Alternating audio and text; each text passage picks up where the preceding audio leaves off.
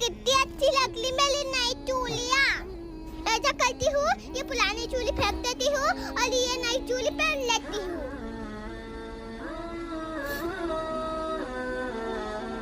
Wow, कितनी प्यारी चूड़ियाँ।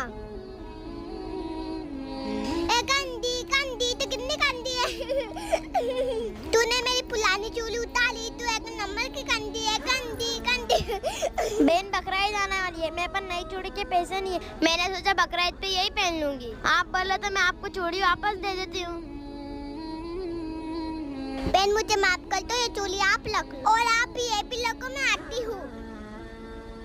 पापा पैसे दे तो। क्यों? पापा आप दे तो सही। ठीक है बेटा।